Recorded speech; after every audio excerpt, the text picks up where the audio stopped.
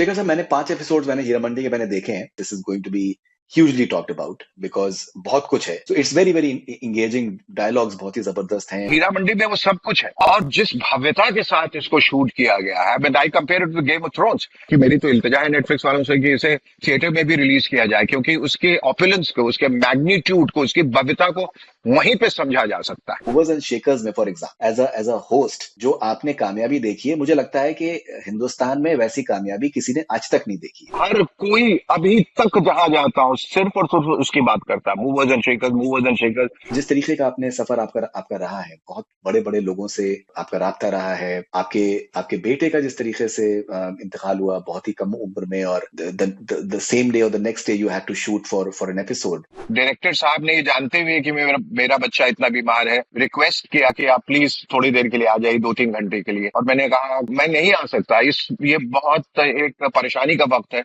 और इम्तिहान का वक्त है, मैं नहीं जा सकता। मेरे फादर इतने बड़े डॉक्टर, लेकिन अपने ग्रैंडसन को नहीं बचा पाए। मैं भगवान से कहता था, भगवान कुछ तो ऐसा कुछ कर दो, कुछ ऐसा चमत्कार दिखाओ, ये बच्चा अगर चला गया तो हम सब खत्म हो जाएंगे, बर्बाद हो जाएंगे। इस ट्रेजेडी के बाद मैंने वो विश्वास ईश्वर पे खो दिया और फिर मैंने सारे वो जितने स्टैच्यूज थे वो सब उठा के फेंक दिए बाहर, मंदिर बंद कर दिया। मैंने कहा कभी मैं भगवान के पास नहीं जाऊंगा। आपका जो सबसे फेवरेट पैशन है वो सिनेमा है।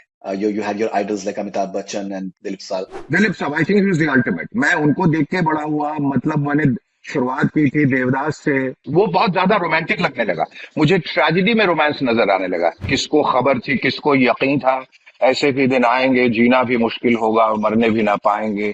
हम जैसे बर्बाद दिलों का जीना क्या और मरना क्या, आज तेरी महफिल से उठे हैं, कल दुनिया से उठ जाएंगे।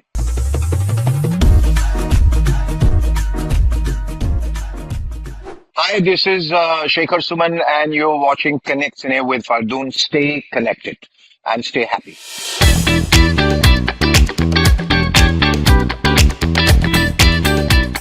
शेखर साहब, वेलकम ऑन कनेक्ट सिने। कैसे हैं आप? Thank you. I'm good, thank you. अच्छे, बढ़िया। सर, मैंने 5 एपिसोड मैंने हीरो मंडी के देखे हैं और मुझे बेहद मुझे खुशी हुई। और मुझे तो बेसिकली ये इतना इंस्पायरिंग लगता है कि आप दिन ब दिन और ज्यादा आप जो यूथफुल होते चले जा रहे हैं। मुझे तो बहुत ही ज्यादा खुशी होती है। मैंने कहा ये सही एग्जाम्पल। हाँ, आई गेस वो इंतजाम करना जिंदगी में बहुत जरूरी है। You stay fit, there is no point moving towards old age in the true sense of the word, because old age में रखा क्या, व्हीलचेयर में बैठ रहे हैं, परेशानियां हो रही है सीढ़ियां चढ़ने पे, चलते चलते सांस ऊपर नीचे हो रही है, तो वो मैं देखना नहीं चाहता। I would never want to get old just for that reason कि आदमी डिसेबल्ड हो जाता है, कुछ कर नहीं पाता चाह के भी। So it's very important to kind of adhere to a certain regimen where you stay youthful, as you said, not young but youthful. You stay fit. मतलब उस उम्र में तो आगे बढ़ना ही है और सर्टिफिकेट में आपकी उम्र बढ़ती जाएगी, but as much as you can stall it, as much as you can delay it, so much better. तो क्या आपका रूटीन रहता है? Do you I'm sure that you exercise regularly. We have spoken about in the past. I used to exercise about 4 hours a day. Now I do 6 hours a day. So amazing. So I get up early in the morning about 4:35, and then I have a routine for about 3 hours, and then followed up another routine either in the evening or in the afternoon, depending upon my schedule. और बीच में मैं अपने music का रियाज भी कर लेता हूँ। बहुत कुछ मैंने रियलाइज किया कि 24 घंटे में बहुत कुछ हो सकता है। 7 घंटे सोने के बावजूद आपके पास जो बाकी का जो समय है उसमें बहुत कुछ किया जा सकता है जिंदगी में। इसलिए पीपल शुड नेवर कंप्लेन कि हमें समय की कमी है, किल्लत, ऐसा कुछ है नहीं। If you want to do, if you have the determination, you can surpass all the obstacles and reach a goal. और आपकी डाइट का क्या शेड्यूल रहता है sir? What exactly is your diet like? Diet normal diet है, I am not too fastidious about it, पर वो ये है कि थोड़ा सा ध्यान ये रखना पड़ता है कि कार्ब और प्रोटीन का जो प्रोपोर्शन है वो बिल्कुल सही है। वो प्रोपोर्शन वैसे भी खाने का बहुत कम होना चाहिए। वी आर इन टेंडेंसी, जब से हम बड़े हो रहे हैं ना, हमें बहुत ज्यादा खाने की आदत है, भर के नाश्ता, भर के खाना, भर के रात का खाना, भर के और किसी भी वक्त ले लिया। एक उसको डिसिप्लिन में लाना बहुत जरूरी है। तो सवेरे उठ के आपको क्या लेना है और कितना लेना है। But I start with normally little protein और दोपहर में सूप, वेजिटेबल, जो नॉर्मल लोग करते हैं, जो नॉर्मली विच यू फॉलो। और परहेज जो है वो जंक फूड से परहेज है। मैं शराब नहीं पीता, सिगरेट नहीं पीता, और और जो घी, तेल, बटर, चॉकलेट्स, मीठे, इन सब चीजों पर परहेज है। And if you exercise regularly and stay away from this and have a discipline life, तो उसका असर जो है वो बहुत कमाल का रहता है। आई मीन, क्या बात है, I feel very energetic, I feel young, I feel raring to go all the time because that routine. Amazing. Okay, so Shekhar साहब, मैंने 5 एपिसोड्स मैंने हीरा मंडी के मैंने जी, देखे हैं। जी। और मैं आपसे पहला सवाल मेरा आपसे ये होगा, हीरा मंडी से रिलेटेड, संजय लीला भंसाली के साथ में आपने काम किया है। अम, इश्क क्या होता है शेखर सर? इश्क की तो बहुत सारी परिभाषाएं हैं, पर इश्क वो होता है जिसको डेफिनेशन में नहीं बांधा जा सके। अगर आपने डिफाइन ही कर दिया तो वो इश्क क्या है? इश्क इज एवर इवॉल्विंग। और इश्क कई किस्म का होता है।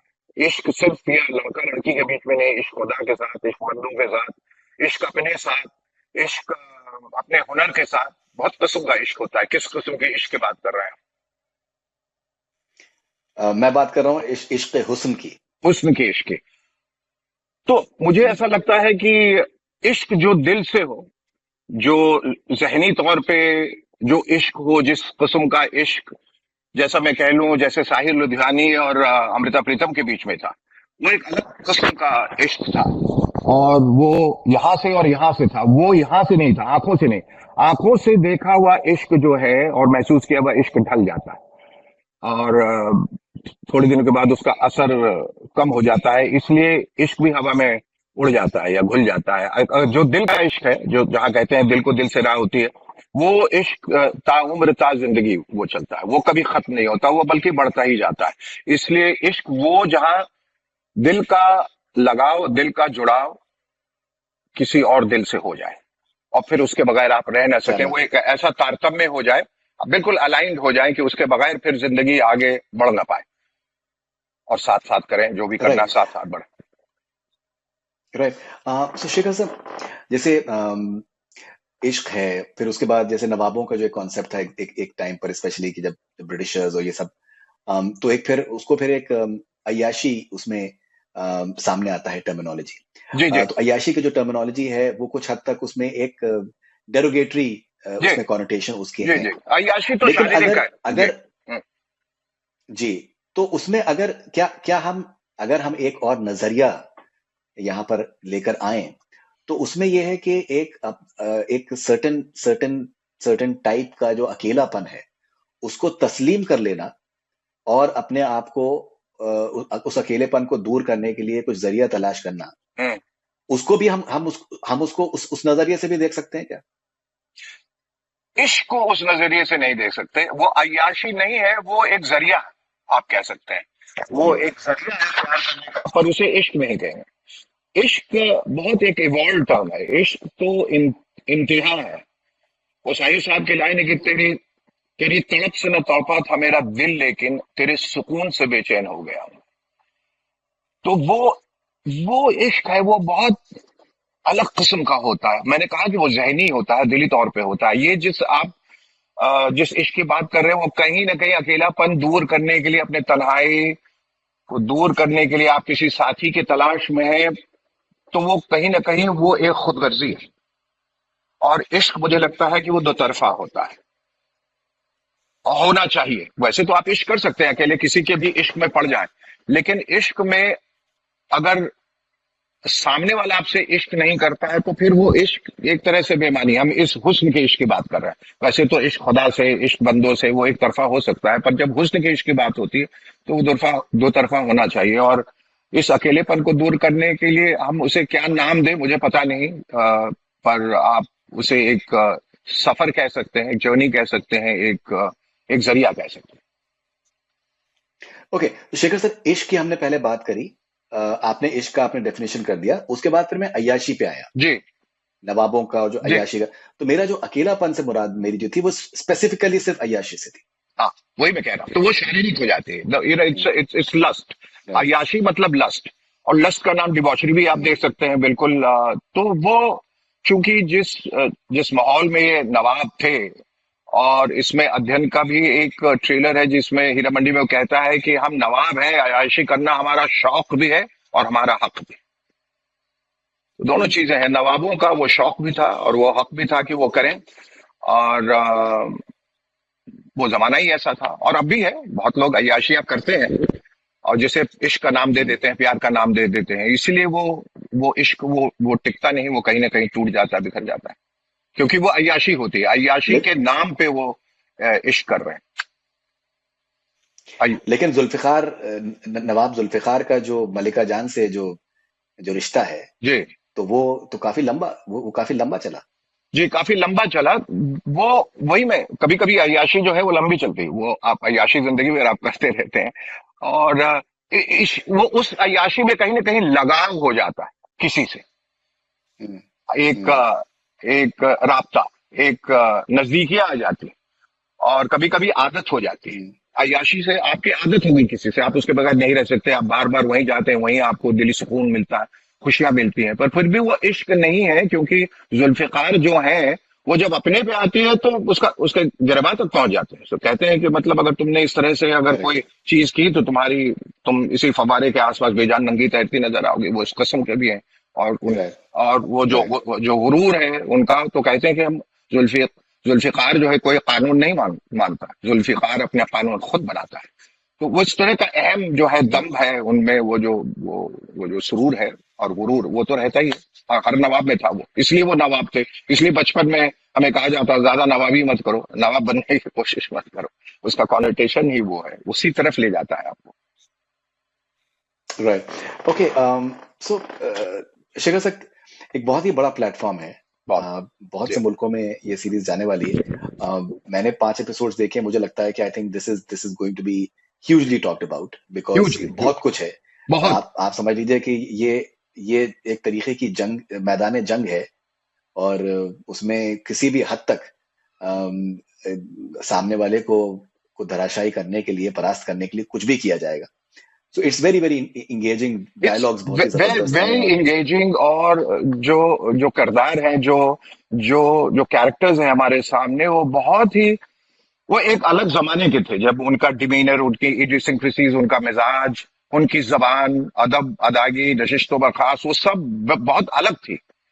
और वो उस तरह के किरदार अब यहाँ देखे नहीं जाते और मिलते भी नहीं, और होंगे भी तो कहीं छिपे होंगे, हमें नहीं मालूम, पर वो उस समय बाहर थे, समाज में हर जगह वो इस तरह के लोग थे। और उन उन किरदारों ने किस तरह से, जो जो भी उनकी जिंदगी में था, या इश्क था, या दुश्वारियां थी, या परेशानियां थी, या तलखियां थी, या दुश्मनी थी, सबका इजहार अपने तरीके से किया। और हीरा मंडी में वो सब कुछ है, वो एक पॉलिटिक्स भी है, प्यार भी है, डिसीट भी है, वो इश्क भी है, वो जुनून भी है, वो सब कुछ है इसमें। और जिस भव्यता के साथ इसको शूट किया गया है, मैं I compare it to Game of Thrones, जिस तरह से, और कितना बड़ा कैनवस है। अफसोस कि उसको बहुत लोग बड़े स्क्रीन पे नहीं देख पाएंगे, बल्कि मेरी तो इल्तिजा है नेटफ्लिक्स वालों से कि इसे थिएटर में भी रिलीज किया जाए, क्योंकि उसके ऑपुलेंस को, उसके मैग्नीट्यूड को, उसकी भव्यता को वहीं पे समझा जा सकता है। ताजमहल किसी मोहल्ले में नहीं बनाई जा सकती, बनाया जा सकता, ये मतलब ये इसके लिए एक बड़ी जमीन चाहिए, बड़ी जगह चाहिए, खुला आसमान चाहिए। और उस हिसाब से, लेकिन ये दुनिया अलग है, और ये दुनिया लोगों को बहुत पसंद आएगी, क्योंकि ये दुनिया से हम लोग अब महरूम है, और इस दुनिया को हमने देखा नहीं, जाना नहीं, से इट्स री इंट्रोडक्शन टू दैट पीरियड। और इसमें खासियत जो है, मैं हमेशा कहता हूं कि संजय लीला बंसाली के लिए मैंने कुछ जो है अल्फाज तलाश किए थे। हमने beginning with, I said he is a connoisseur, I said he is a maestro, he is an auteur, and all of that. He's a craftsman, brilliant craftsman. I think the correct word to use for him would be he's an alchemist. मतलब पीतल को सोना बनाते हैं वो, हर चीज को एक अलग, मतलब हीरा मंडी को अगर आप खुली आंखों से अगर वैसे देखें तो उसमें वो जरा भी वो ग्रैंडियर या ऑपुलेंस नहीं है, या ऑस्टेंटेशन नहीं है जो जो आपको फिल्मों में दिखता है। लेकिन फिल्म की खासियत यही है कि जब आप उसको एक फिल्म के रूप में दिखाते हैं, तो वो एक बिल्कुल एक एक पोएट्री की तरह दिखनी चाहिए, वो एक पेंटिंग की तरह दिखनी चाहिए, जो काबिलियत सिर्फ और सिर्फ मेरे ख्याल से, या बहुत कम लोगों में है, उस बंसाली साहब में है। तो उन्होंने जो ये दिखाया है, जहां और हिंदुस्तान का जो अक्स है, जो छवि जो बाहर है, खास तौर पे चूंकि बाहर के बहुत मुल्कों में जा रहा है, वो यही है जो पुरानी फिल्मों में या गरीबी या मुफलिसी या इस तरह की बेचारगी जो दिखाई गई थी, उससे अलग थलग एक दुनिया वो दिखाई गई है जो। ऑलराइट, सो शेखर साहब, मैं आपको बहुत मतलब बहुत पहले से आपको मैं फॉलो कर रहा हूँ। हम लोग की बात हुई है आपकी जर्नी के बारे में, और जो कमाल का आपने जिस तरीके से अपना एक पहचान बनाई है। अम, आप कैसे देखते हैं जो एक एक जो आपने जो एक सफर आपने गुजारा है आपका, जो मुझे ऐसा जो अंदाजा है कि आपका जो सबसे फेवरेट जो आपका जो पैशन है वो सिनेमा है। Absolutely, You had absolutely, certain goals as yes. far as you had your idols like Amitabh Bachchan, and that is what Dilip how साहब, you दिलीप visualize साहब, yourself. Dilip Dilip Sahib. साहब, दिलीप साहब, I think is the ultimate. मैं उनको देख के बड़ा हुआ, मतलब मैंने शुरुआत की थी देवदास से, और ये पटना में था तो पुरानी फिल्में अक्सर आती थी, फिर से दोबारा सर्कुलेट होती थी, उसमें सब मैं पुरानी फिल्मों को, चाहे वो महबूब खान के वो अंदाज रही हो, या बल्कि उनकी पहली फिल्म से मैंने ज्वार भाटा और नदिया के पार, उड़न खटोला, मेला, बाबुल, आजाद, कोहिनूर, लीडर, मुगले आजम, मैं सारी तमाम फिल्में वो देख गया, लेकिन देवदास और खास तौर पे मुगले आजम और देवदास अ, की जो पीड़ा थी, जो पैथोस था, वो कहीं ना कहीं मैं उससे बहुत ज्यादा जुड़ गया। मुझे उस वो बहुत ज्यादा रोमांटिक लगने लगा, मुझे ट्रेजेडी में रोमांस नजर आने लगा, कि जब देवदास जो है ठुकराया हुआ हर जगह से, बेजार, बिल्कुल मायूस, कहीं कोने में पड़ा है और कह रहा है कि किसको खबर थी, किसको यकीन था, ऐसे भी दिन आएंगे, जीना भी मुश्किल होगा और मरने भी ना पाएंगे, हम जैसे बर्बाद दिलों का जीना क्या और मरना क्या, आज तेरी महफिल से उठे हैं, कल दुनिया से उठ जाएंगे। मुझे वो बहुत खूबसूरत लगा, वो मायूसी, या जब भी गुरदत साहब ने जिस दुनिया को बनाया, या साहिर साहब ने जो कहा कि जला दो इसे, फूंक डालो ये दुनिया, मेरे सामने से हटा लो ये दुनिया, तुम्हारी है, तुम ही संभालो ये दुनिया अगर मिल भी जाए तो क्या है, कि जिंदगी सिर्फ मोहब्बत ही नहीं, कुछ और भी है, जुल्फ और रुखसार की जन्नत नहीं, कुछ और भी है, भूख और प्यास की मारी हुई इस दुनिया में इश्क ही एक हकीकत नहीं, कुछ और भी है। ये तमाम बातें बड़ी रेवोल्यूशनरी थी, कि फिर न कीजिए मेरी गुस्ताख नाराई का गिला, देखिए आपने फिर प्यार से देखा मुझको, या फिर वो सुबह कभी तो आएगी, या जाने वो कैसे लोग थे जिनको प्यार को प्यार मिला, हमने तो जब कलियां मांगी कांटों का हार मिला, या कभी कभी मेरे दिल में ख्याल आता है कि जिंदगी तेरी जुल्फों की नर्म छाओं में गुजरने पाती तो शादाब हो भी सकती थी, ये तिरगी जो मेरी जीस्त का मुकद्दर है, तेरी नजर की शुआओं में खो भी सकती थी। अजब न था कि मैं बेगाना इलम रह कर तेरे जमाल की रानाइयों में खो रहता, तेरा गुदास बदन, तेरी नींद बाज आंखें, इन्हीं हसीन फसानों में महफू रहता, पुकारती मुझे जब तलखियां जमाने की, तेरे लबों से हलावत के घूंट पी लेता, हयात चीखती फिरती बरहना सर और मैं घनेरी जुल्फों के साये में छिपके जी लेता, मगर ये हो न सका और अब ये आलम है कि तू नहीं तेरा गम, तेरी जुस्तजू भी नहीं, गुजर रही है कुछ इस तरह जिंदगी जैसे इसे किसी के सहारे की आरज़ू भी नहीं। मैं उस इश्क की भी बात कर रहा हूँ कि जमाने भर के दुखों को लगा चुका हूँ गले, गुजर रहा हूँ कुछ अनजानी रह गुजारों से, मुहीब साए मेरी सिमत बढ़ते आते हैं, हयात और मौत के पुरहौल खारजारों से, न कोई जादह न मंजिल न रोशनी का सुराग, भटक रही है खलाओं में जिंदगी मेरी, इन्हीं खलाओं में रह जाऊंगा मैं कभी खोकर, मैं जानता हूँ मेरी हम नफस, मगर यूं ही कभी कभी मेरे दिल में ख्याल आता, ये इश्क, Amazing, ये कहानी। outstanding, outstanding, जी, outstanding. जी। So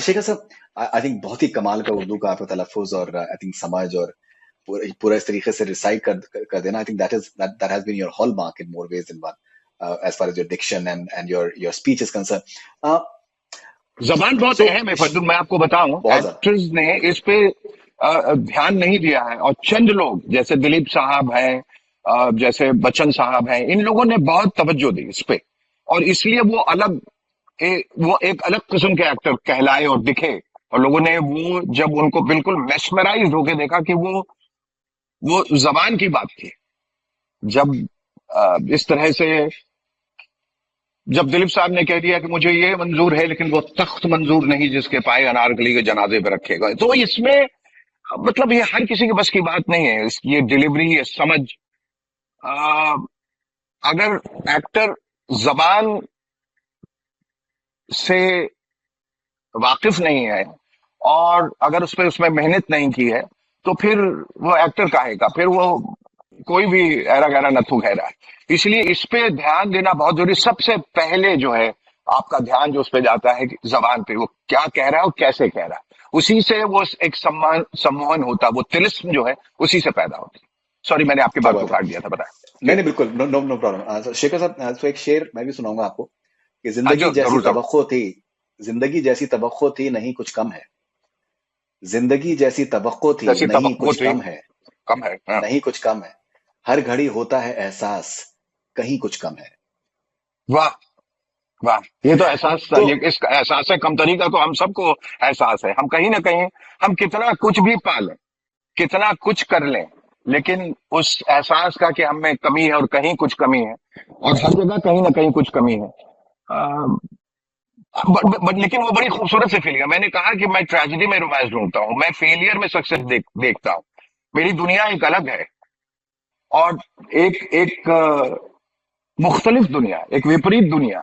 जैसे शायद मैं ये भी कहा कि एक शहनशाह ने बनवा के हंसी ताजमहल सारी दुनिया को मोहब्बत की निशानी दी है, लेकिन साहिर साहब ने कहा कि ताज तेरे लिए एक मजहर उल्फत ही सही, तुझको इस वादी रंगीन से अकीदत ही सही, मेरी महबूब कहीं और मिला कर मुझसे। जी नहीं, तो अब तो आपने जिस तरीके की शुरुआत आपका रहा उत्सव शशि कपूर के साथ साथ में आप जी करते हैं, जी और जी एक मतलब you were I think billed as the next big big thing in more ways than one. जी। लेकिन हम सोचते कुछ है, हमारे ख्वाब कुछ होते हैं, हम मेहनत भी करते हैं, लेकिन इसीलिए किसी आपको कहा, और लेकिन वो हो न सका, लेकिन वो हो न सका, और अभी आलम में कि वो नहीं, तेरा गम तेरी जुस्तजू में होता है। हम कुछ सोचते हैं होता कुछ है, पर आप ये क्यों नहीं सोचते कि जो हो रहा है वो कितना खूबसूरत मैं वही कह रहा हूँ कि दैट जो हमारा ख्वाब होता है, लेकिन हम कुछ और किसी और चीज में हमें कामयाबी ऐसी मिलती है कि हम जिसका हमने है। कभी सोचा भी नहीं था। जैसे मूवर्स एंड शेकर्स में फॉर एग्जाम्पल, जी एज अ जी होस्ट जो आपने जी कामयाबी देखी है, मुझे लगता है कि हिंदुस्तान में वैसी कामयाबी किसी ने आज तक नहीं देखी है। और कोई भी फिल्म हो, कोई भी स्टार हो, कोई भी सितारा हो, वो आपके शो में वो आना चाहता था। मुझे आज जी भी जी। याद है कि फिर भी दिल है हिंदुस्तानी रिलीज होने हाँ, वाली थी, और शाहरुख साहब शाहरुख उसके साहब। प्रोड्यूसर थे, जी एंड जी जी ही जी। Came for movers and shakers. और मैं राइट। आपकी मतलब आपकी जो स्टारडम की अगर मैं बयान करूं, तो ये था कि शाहरुख खान शेखर सुमन से कह रहे हैं कि शेखर भाई आपको अगली फिल्म में मैं कास्ट करूंगा। सो so Shahrukh Khan was very obviously very nervous, first film as a producer, and हाँ जी, हाँ जी। and he understood the reach of movers and shakers. तो मैं यस यहाँ पे यस। ये कहना चाह रहा हूँ कि शाहरुख खान जैसे बड़े सितारे भी उनको वो आपके सामने जो है, इवन उनको अंदाजा था कि यार इस शख्स की रीच जबरदस्त है और मेरी फिल्म आने वाली है। तो वो जो आपने जो स्टारडम देखा है, मुझे लगता है कि वो आपने भी कभी नहीं सोचा होगा, एंड दैट नहीं, इज कभी स्टिल नहीं। Talked about. जी जी। मुझे हैरत इस बात की, खुशी की, हर कोई अभी तक जहां जाता हूँ सिर्फ और सिर्फ उसकी बात करता है, Movers and shakers, movers and shakers. क्यों नहीं करते हैं, क्यों नहीं लाते अपने जमाने, मतलब एक कल्ट शो, और ये तो कभी ना खत्म होने वाली ये कहानी होनी चाहिए थी, आपने क्यों उसे बंद कर दिया। और लेकिन मैंने कहा कि जो हुआ वो बहुत खूबसूरत है, बहुत ही खूबसूरत था, और मैंने कभी उसकी कल्पना नहीं की थी, तस्वुर में भी नहीं था कि ये इतना बड़ा हो जाएगा। हो गया, इस बात की खुशी है, और ईश्वर ने चाहा तो आगे भी करेंगे कभी। लेकिन कैसे आपको आपकी क्या यादें हैं, मतलब when someone like Shahrukh Khan for example, he बहुत had such खूबसूरत, such बहुत खूबसूरत, इतने बड़े बड़े लोग आए, बहुत तमाम बड़े, हर from all walks of life, उनसे रूबरू होना, उनसे बातें करना आ, अच्छा लगता था। और जिस तरह का उनका एहतराम, एहतराम तो दो तरफा होता है, वैसे हमारा एक दूसरे के लिए अकीदत, प्यार, मोहब्बत, और मतलब एक ऐसे प्लेटफॉर्म पे जहां हम सब बराबर थे, कोई बड़ा छोटा नहीं, और वो एहसास जो था वो बहुत खूबसूरत था।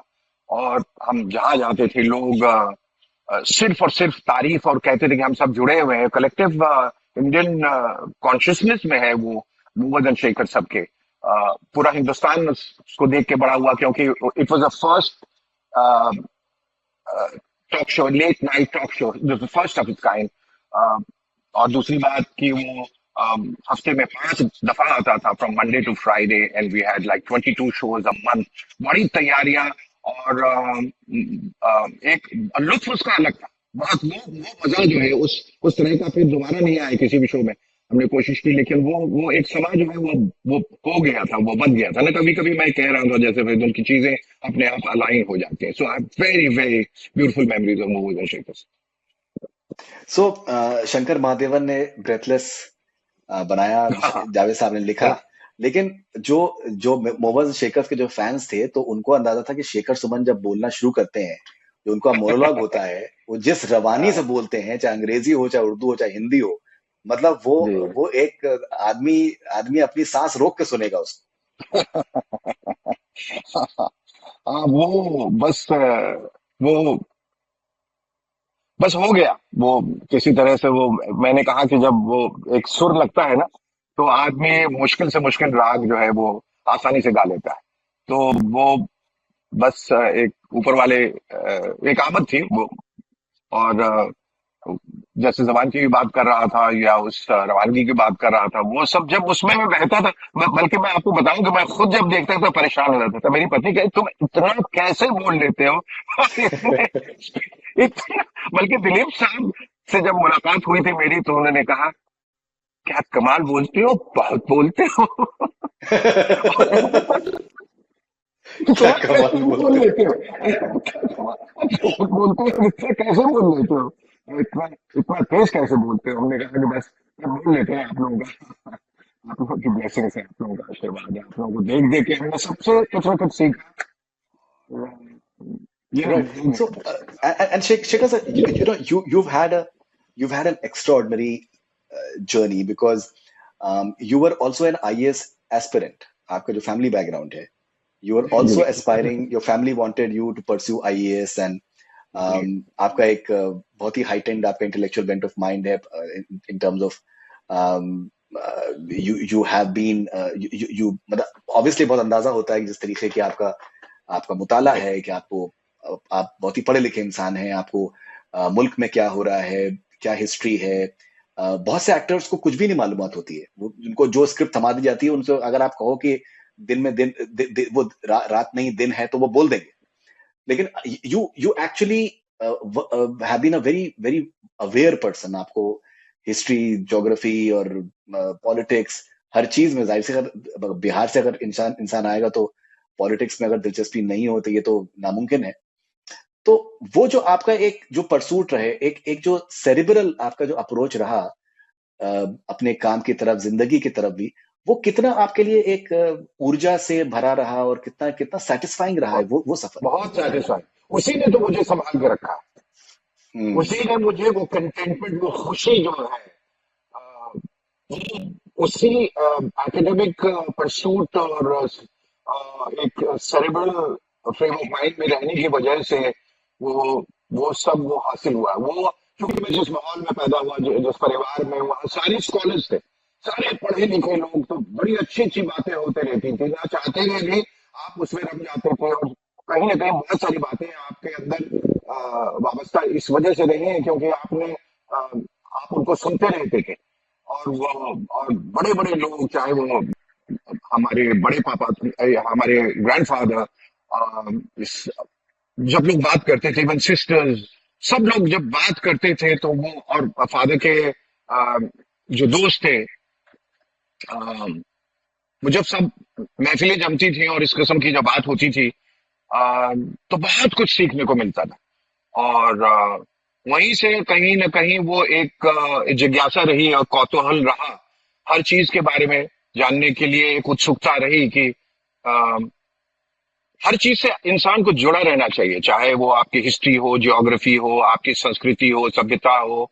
चाहे आप फिल्म में आए, तो फिल्मों की एक जो हिस्ट्री है, हमारे इर्द गिर्द क्या हो रहा है, समाज में क्या हुआ, कितनी परतें हैं, कितने एशलॉन्स हैं, जबान, पहरावा, खाना, खान पान, जो भी है, सबके बारे में। और जो साहित्य है, मुझे ऐसा लगता है साहित्य से जब आप जुड़ते हैं, तो इंसान में एक जबरदस्त ग्रोथ आती है। तो चाहे आप शेक्सपियर पढ़ें, या आप प्रेमचंद पढ़ें, या आप गालिब या साहिर या फिराक या जो भी, या आप जयशंकर प्रसाद पढ़ें, या हरिशंकर परसाई पढ़ें, या इस तमाम चीजों को का समावेश आप में होना चाहिए। आपके वो, या मंटो पढ़ें, आपको समझ होनी चाहिए वहां तक किरदारों को समझने के। As an actor is very important to be aware, to be conscious of everything around you, कि जो भी किरदार है वो कहीं ना कहीं समाज का हिस्सा है, आप उसको समझ पाए, उसको उस तरीके से समझ पाए, इन डेप्थ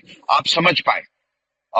और इस वजह से भी एक्टर के लिए पढ़ा लिखा होना बहुत जरूरी है, बल्कि किसी भी प्रोफेशन में। पर एक्टर चूंकि हम लोग मुख्तलिफ किरदारों को अदा करते हैं, इसलिए उसकी पकड़ तभी आएगी जब it's backed by academic research and everything else, तो वो समझ तभी आती है। और मुझे बहुत खुशी है, जैसा मैं कह रहा हूं कि इन सब वजहों से ही मैं वो एक जिंदा दिली है, वो एक ठहराव है, एक पकड़ है, एक ग्रास्प है, वो इन चीजों की वजह से। और मैं हर रोज कहीं ना कहीं, जैसे आपसे बात कर रहा हूं, तो मेरा my father always used to tell me that everyone that you talk to और यू मीट और रिएक्ट और interact with knows something far better than you and more than you learn from him. कुछ न कुछ हर किसी में वो एक अदा है, अदायगी, कोई ऐसी बात है जो आपको सीखनी है, और मैं सीखता हूँ। जाहिर सी बात है, पहले तो हमने आपका, मतलब मैं तो वाह जनाब से आपको फॉलो कर रहा हूँ, हमने इसके बारे में बात भी करी है, पहले भी बात करी है कि आपके चाहे जिस तरीके का फैमिली बैकग्राउंड है, जिस तरीके की आपकी एकेडमिक आपका एक जो परसूट्स हैं, आपने शेर व शायरी के बारे में बात करी, एक अध्यात्म के बारे में बात करी, स्पिरिचुअलिटी के बारे में बात करी, you have conducted yourself with a lot of dignity. I'm so happy you said that. I'm so happy you said that. जो जो एक स्वाभिमान है, अभिमान नहीं, स्वाभिमान है, उसको जी जी वही मैं कह रहा हूँ। जो स्वाभिमान है, जो डिग्निटी, जिस डिग्निटी की आप बात कर रहे हैं, जिसे हम स्वाभिमान कहते हैं, जिसे अक्सर लोग अभिमान समझ जाते हैं, उसमें फर्क है। वो घमंड है, वो नहीं है। अपने उस डिग्निटी को बनाए रखना कहीं भी हो, किसी भी वक्त, किसी के साथ, वो बहुत जरूरी है। और I am so happy that someone like you, who is sharp, who is intelligent, who is in the फ्रे, हैज नोटिस्ड। और मैं लोगों को बोलता हूँ, और मैं अपने बेटे को बोलता हूँ, और यही चीज मैंने I learn it from my father, from my parents, from people around me, कि उसको बनाए रखना। और इस इंडस्ट्री में जहां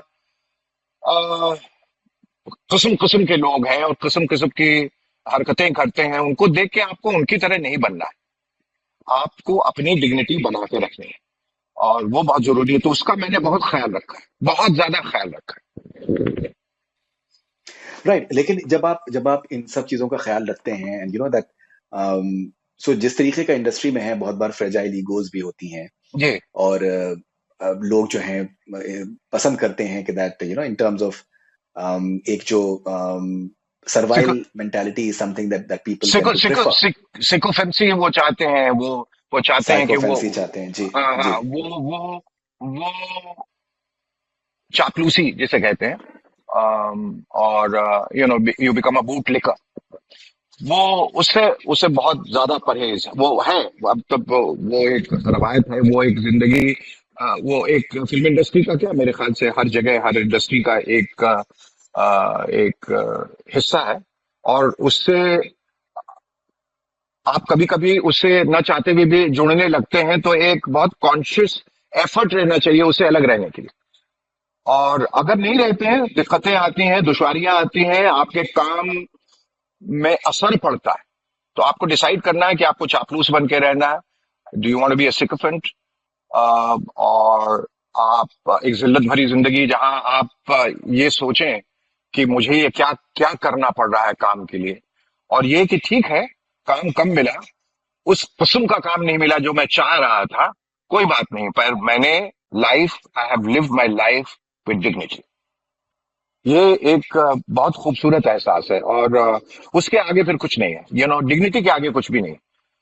तो मैंने उसको संभाल के रखा है, और मैं लोगों से भी यही कहूंगा, जो करते हैं और जो एक अलग रास्ता इख्तियार करना चाहते हैं, वो सही है, ठीक है, उनके लिए नहीं। जो कश्मकश में है, या जो इस कगार पे हैं कि क्या करें, ऐसा करना चाहिए, उनको तो मैं यही सलाह दूंगा, यही कहना चाहूंगा कि डिग्निटी के साथ जिंदगी अगर आप जिए तो आखिर में जिंदगी के अंत में जब उसके नेट बैलेंस शीट पे जब आप बैठेंगे तो आपको ऐसा लगेगा कि हमने जो किया, हमने जो सीखा और जिस तरह से हमने हमारा व्यवहार था, जिस तरह से हमने बिहेव किया, हमारा जो डिमीनर था, वो लोगों ने जरूर उसको सराहा होगा और नोटिस किया होगा। और मैं खुश हूं इस बात से। राइट। ऑटोबायोग्राफी लिखने का आप सोचते हैं? Do plan to write something? I think it's a very narcissistic exercise. अपने बारे में इतना कुछ लिखना, बताना और जाती जिंदगी के बारे में इसको जग जाहिर करना, वो एग्जिबिशनिस्टिक भी है और नार्सिसिस्टिक भी है। बहुत सारी चीजें आपके दिल के बहुत करीब है। आप कपड़ों के बारे में बात कर सकते हैं, पर nobody talks about the inner way, है ना? वो वहाँ महफूज है और वो बहुत आपके कुछ चीजें जो है आपके आ, सिर्फ आपके दिल के करीब है और कोई जरूरी नहीं कि पूरी दुनिया उसके बारे में जाने या उसके बारे में आप लिखें, लोग पढ़ें, मजे लें। क्योंकि गलतियां और इंसान है तो खामियों से भरा है और बहुत सारी गलतियां हुई होंगी उससे और होती जाएंगी और उन सब का जिक्र जो है वो उस ऑटोबायोग्राफी में होगा।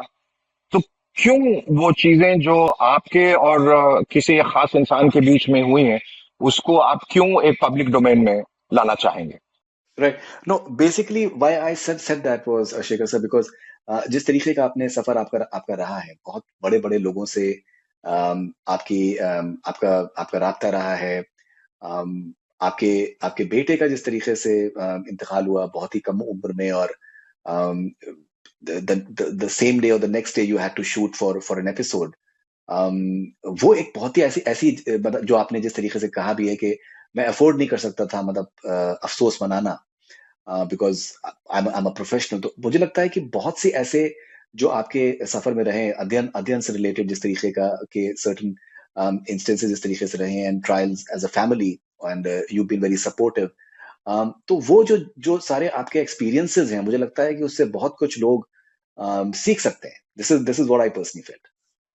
हाँ, तो वो तमाम चीजें तो देखिए, आप जैसे लोगों से जब मैं बात करता हूँ कहीं ना कहीं वो एक दिल के कोने में जो वाबस्ता है वो चीजें तो अनायास बाहर आ ही जाती हैं और लोगों से मैंने साझा भी किया है, वो सारी चीजें बताई हैं।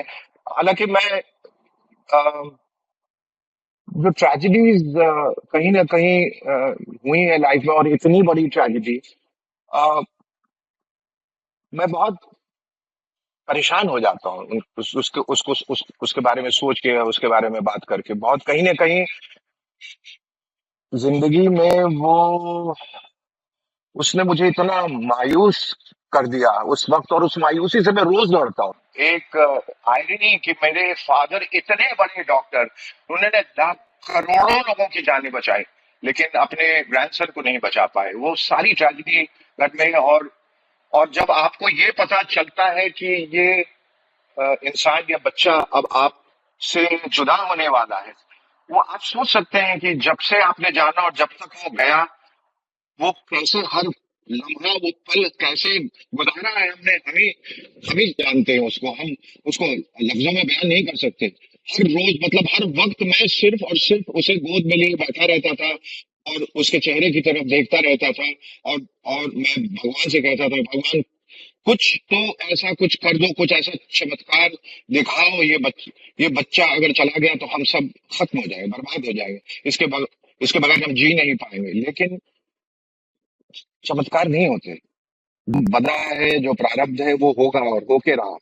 और मुझे मालूम है कि एक बार आयुष बहुत सख्त बीमार थे, बहुत ज्यादा। और हर रोज कहीं मैं बाहर जाता था, शूटिंग करता था, कहीं टेलीफोन की लैंडलाइन उस वक्त से घंटी बजती थी तो दिल बिल्कुल ऐसा ऐसा भारीपन महसूस होता था, बैठ जाता था दिल कि कहीं कोई बुरी खबर तो नहीं है। तो बहुत मैं डरते डरते फोन हमेशा उठा के हेलो कहता था, हेलो। और उधर से जब मेरी पत्नी की आवाज में थोड़ी सी भी अगर ऐसा ऐसा मुझे लगता था कि थोड़ी सी वो धीमी पड़ गई है ये आवाज, तो मुझे पता चल जाता था कि आज आयुष की तबीयत ठीक नहीं है। और अगर वो थोड़ा सा ब्राइट हेलो कहती थी तो मुझे लगता था कि आज वो ठीक है। और एक दिन बड़ी जोरों की बारिश हो रही थी और आयुष बहुत ज्यादा बीमार था। और और एक शूटिंग अचानक कहीं आ गई। मैं एक फिल्म की सीरीज की शूटिंग कर रहा था, मुझे याद नहीं। और उस डायरेक्टर साहब ने ये जानते हुए कि मेरा मेरा बच्चा इतना बीमार है, रिक्वेस्ट किया कि आप प्लीज थोड़ी देर के लिए आ जाइए, 2-3 घंटे के लिए। और मैंने कहा कि मैं नहीं आ सकता, इस ये बहुत एक परेशानी का वक्त है और इम्तिहान का वक्त है, मैं नहीं जा सकता। तो उन्होंने कहा प्लीज प्लीज, थोड़ा मेरा बड़ा नुकसान हो जाएगा ये। और मैं जाने लगा तो आयुष ने मेरा हाथ पकड़ लिया, बोला पापा मत जाओ आज, प्लीज मत जाओ। और मैं मुझे याद है कि मैंने उसका हाथ उठाया और मैंने कहा कि बस बेटा, मैं थोड़ी देर में बस गया, मैं आ जाऊंगा। वो वो दिल को तार तार करने वाला वो लम्हा था, वो मैं कभी भूल नहीं सकता। तो मैं सब सिर्फ ये कहूंगा लोगों से कि देखिए, त्रासदियां होती हैं, ट्रेजेडीज होती हैं, और हम शायद इस दुनिया में अकेले निवाहित नहीं इंसान हैं जिसके साथ ये ट्रेजेडी हुई है। बहुत लोगों के साथ होती है। हिम्मत से लड़िए। और मैं तो इस ट्रेजेडी के बाद मैंने विश्वास विश्वास जो है वो खो दिया था। Can you hear me? या या वो विश्वास ईश्वर पे खो दिया था। और पहला सवाल यही होता है कि why me God, why me, what wrong did I do? और इस बच्चे की क्या गलती थी? इतना खूबसूरत एक फरिश्ते जैसा बच्चा, इसको क्यों उठा लिया आपने? और फिर मैंने सारे वो जितने स्टैच्यूज थे वो सब उठा के फेंक दिए बाहर, मंदिर बंद कर दिया। मैंने कहा कभी मैं भगवान के पास नहीं जाऊंगा, जिसने मुझे इतनी तकलीफ दी, इतना दुख दिया मुझे, मैं कभी भगवान पे दोबारा विश्वास नहीं करूंगा। लेकिन धीरे धीरे वो विश्वास फिर आने लगता है, क्योंकि भगवान आपके दूसरे बच्चे की देखभाल कर रहा है, आपके घर वालों की देखभाल कर रहा है, आपकी देखभाल कर रहा है। वो मैंने कहा प्रारब्ध है। As human beings we have to fight it out, have to. और आप ये देखिए कि जब आयुष बहुत ज्यादा बीमार हो गए, और मतलब सवेरे उठ के उनकी जब हम हालत देखते थे तो हम इतना रोते थे। अलका ने जाके प्रे शुरू किया भगवान से कि इसको उठा लो, अब देखिए मगर ये अब देखा नहीं जाता। और कहीं ना कहीं दिल से मैं भी कह रहा था कि ईश्वर इसको अब ले जाओ और अपने पास रखो, क्योंकि इतने खूब इतना जो बच्चा खूबसूरत था उसकी ऐसी हालत कैसे हो सकती? और इसको हम इस अवस्था में कैसे देख सकते? नहीं देख सकते। इसको आप अपने पास ले जाइए। So we begged, and Alka specially, she was very very strong. मैं तो टूट गया था, मैं बिखर गया था, मुझे बहुत वक्त लगा, बल्कि अब भी मैं संभला नहीं हूं। लेकिन लड़ता हूँ रोज, एक जंग रोज है जो मैं लड़ता हूँ। सवेरे उठता हूँ उसके थॉट से, सोता हूँ उसके थॉट से, बीच में काम करता हूँ, लेकिन कहीं ना कहीं लड़ता रहता हूँ, क्योंकि घर में उसकी तस्वीरें हैं चारों तरफ, उसकी यादें हैं बसी हुई। बहुत मुश्किल है, बहुत मुश्किल है। तो जो ये जिंदगी लोगों को जो बहुत आसान दिखाई देती है, या और ये अचीवमेंट्स और ये तमाम चीजें, ये सब एक तरह से देखें तो बेमानी है मेरे लिए। इनका कोई मतलब नहीं है। सक्सेस, फेलियर, पैसे, शोहरत, गाड़ी, घर, बंगला, ये सब का क्या मतलब है जब मेरा दिल ही चला गया, जब मैं ही मर गया अंदर से? तो फिर इन चीजों का फायदा क्या है? तो मैं एक तरह से आई एम न्यूट्रल नाउ, मैं सुन्न हो गया, नम हो गया हूं मैं, मुझे कोई फर्क नहीं पड़ता। मैं सिर्फ ये चाहता हूं अब, सिर्फ और सिर्फ मैं आयुष को अध्ययन में देखता हूं। और हम हमारी ये जैसे मैंने कहा कि since I am immune to whatever is happening around me, मेरी मेरी ये कोशिश हर रोज रहती है कि सारी खुशियां जो है वो अध्ययन को मिले। सब कुछ जो कुछ मैंने खो दिया, सब कुछ मैं उसमें देखना चाहता हूँ। No, definitely, definitely, definitely. No, definitely. Shekhar sir, I think I can understand your emotions completely, and we will like to. I think बहुत अच्छा लगा आपसे बात करके, and thank you very much for your, I think, amazing thoughts, and it's truly inspirational talking to you. Congratulations for Hiramandi. I'm sure that you're going to get an amazing response. जी बस, बिल्कुल, बस हमने हीरा मंडी से शुरुआत करती थी, तो शुरुआत की थी, तो एक उसी नोट पे खत्म करते हैं कि हीरा मंडी में एक बहुत बड़ा ख्वाब अध्ययन का जुड़ा हुआ है, हमारा भी, मेरा इस वजह से क्योंकि उसमें अध्ययन है। और बहुत बहुत शुक्रिया अदा करना चाहूंगा संजय लीला भंसाली साहब का, जिन्होंने ये विश्वास जताया मुझ पे भी और अध्ययन पे भी, और एक बहुत ही खूबसूरत स्टार कास्ट, तमाम टेक्नीशियंस, खास तौर पे सुदीप चैटर्जी जितने बड़े सिनेमाटोग्राफर हैं, जिनकी वजह से ये विजन आप देख पा रहे हैं। उनका नाम यदा कदा जब भी बात होती है नहीं आता है तो मुझे तकलीफ होती है, क्योंकि उनका उन पे एक बड़ा दारोमदार था और बड़ी एक जिम्मेदारी थी। तो सब लोगों का, बहरहाल सब लोगों का, जो लोग भी जुड़े हुए इंक्लूडिंग नेटफ्लिक्स, उनका बहुत बहुत शुक्रिया। आपका शुक्रिया कि इस मुतालिक आपने हमसे बात की, और मैं उम्मीद करता हूं कि लोग इसे बहुत बहुत पसंद करेंगे, और जो जो प्यार वो हमें देते आए हैं, एक बार वो फिर से दोबारा हमें देंगे। No, absolutely, inshallah. So, Shekhar sir, thank you very much for your time. Thank you Fardun.